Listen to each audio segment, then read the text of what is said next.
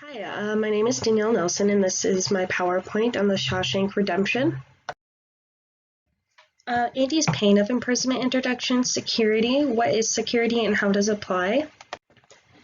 According to Seamus 2017, quote, prisons can be violent, unsafe places that serve as hotbeds for crime, unquote. Security is a must-have in prisons to prevent many things. The biggest issue in prisons right now is rape, assault, and substance abuse. Substance abuse is an issue because it leads to lack of self-control within the inmates, therefore leading to a higher risk for security. According to Seamus 2017, quote, inmates will act violently, misbehave, or express subjective dissatisfaction in negatively charged environments. For instance, crowding may breed discontent and violence. Under the importation model, inmate behavior is viewed as the outcome of pre-imprisonment socialization, unquote. This basically means that inmates will bring their previous patterns into the jails with them. According to Hanser Chapter 4, page 14, 85% of jail inmates reported suffering from some sort of substance abuse, and over half reported being on drugs or alcohol at the time of their offense. The drug of choice for abusers vary, but include marijuana, cocaine, hallucinogens, stimulants, and inhalants. People who use drugs were far more likely to have a criminal record as well, rather than people who did not. And that's also from Hanser Chapter 4, page 108. Andy's struggle with security began right away when he got to the prison and when everyone placed bets on him to be the first one to cry. In prisons, it is very unlikely to have any sort of alone time because someone is watching your every move, but sometimes things do slip past security. Unfortunately for Andy, he was beat up by Boggs while the guards were not around to watch him, and he was even beat up by the guards at some point, and that's Darabont in 1994.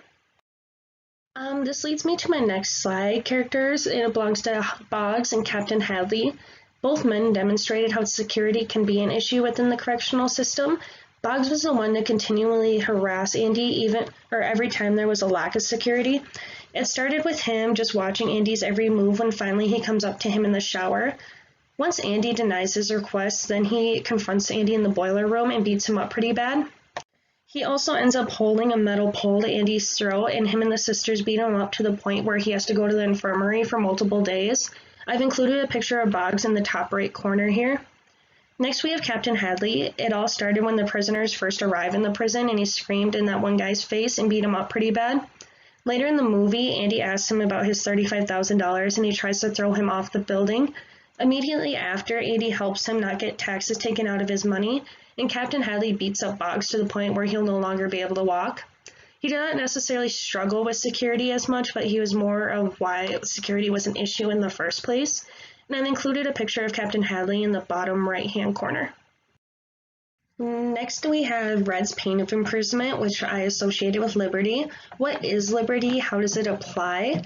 Liberty is defined by Seamus 2017 as, quote, the fundamental premise of prisons is removing or restricting liberty. It is noted that inmates in the New Jersey State Prison were first restricted to limited confines of the prison itself.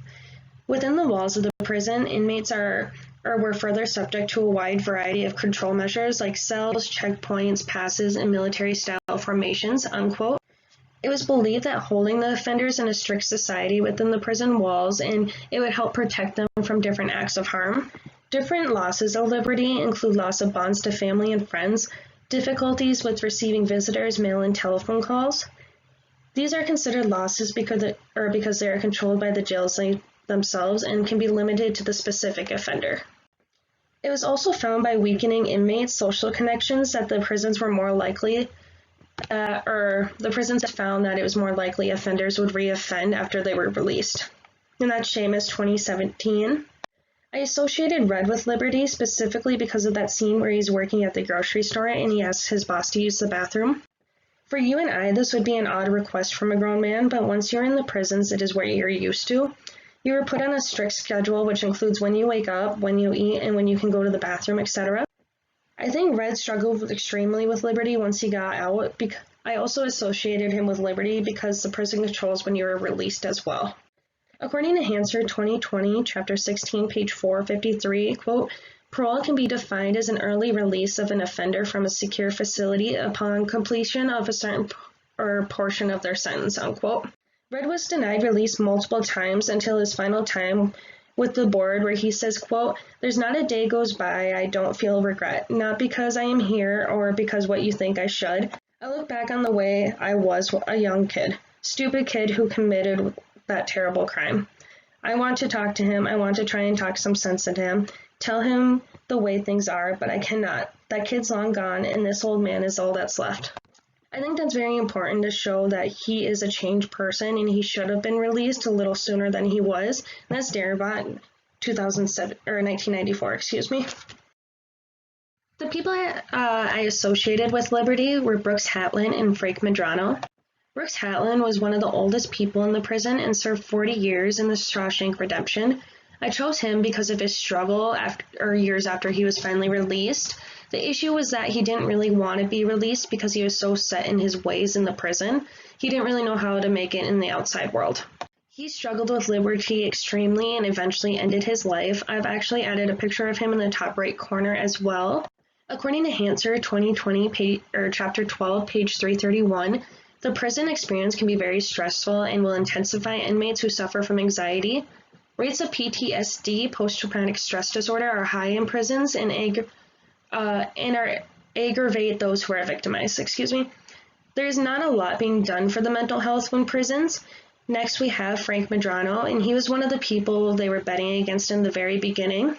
He was also the one to win the bet. He ended up crying on his first night within the jail and is eventually killed for having a breakdown, and that's Darabont 1994. Moving on to Boggs Diamond's pain of imprisonment, heterosexual relationships. What is a heterosexual relationship and pain of imprisonment? How does it apply, and Boggs struggle with it?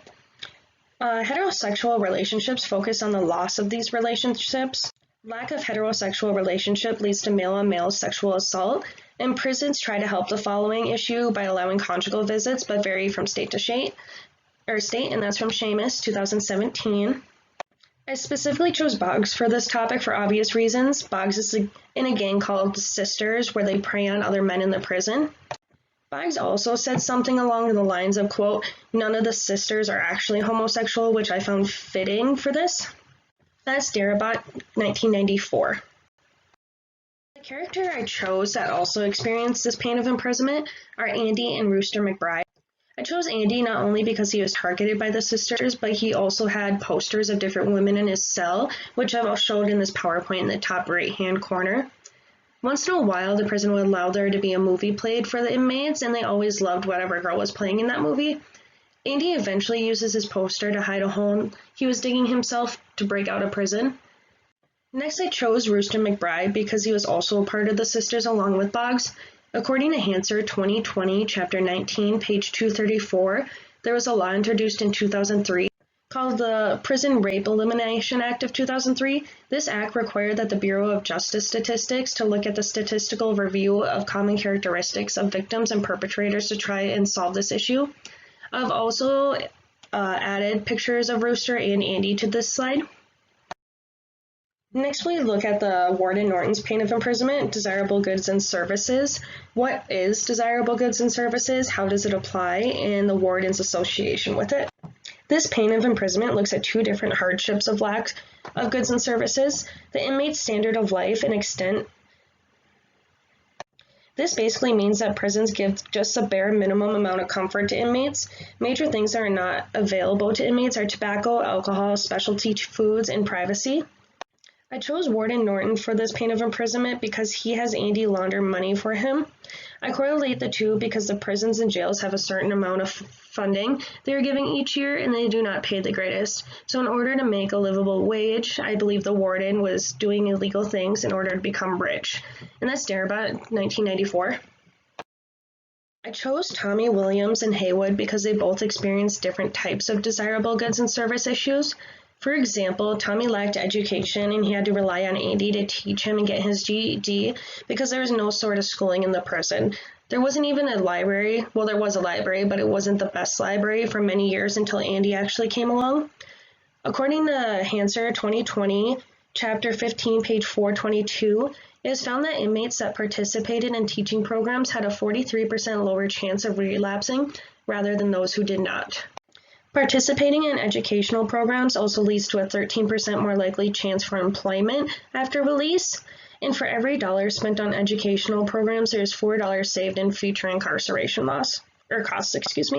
Next, I chose Haywood specifically because at the beginning of the movie, when the bets were placed on who would cry worst, Haywood won a bunch of cigarettes, which was a pretty big deal because cigarettes are hard to come around in the jail, and that's near about 1994. So we move on to Captain Hadley's pain of imprisonment, autonomy. What is autonomy? How does it apply? And Hadley's struggle with autonomy. According to Seamus 2017, quote, prisoners may lose the ability to make even the most basic decisions about their life, such as when and what food to eat, when and how bodily functions should be taken care of, and when and how to move within the restricted confines of the prison. Unquote. I choose Captain Hadley for this one because, just like the prisoners, he follows every single command of the warden, even when it's to beat up prisoners or to kill Tommy Williams. That's Darabont, 1994. I've chosen for this pain of imprisonment are the warden in red. I choose the warden because he is the one actually making all the commands to the guards and initially the final decider on when people eat, how they sleep, and how they function on their day-to-day lives. And next I chose red because previously, like I said, he struggled with the aftermath of getting released from prison because he is used to a certain routine that was given to him. And that's Darabont, 1994. And then finally, this is my reference page.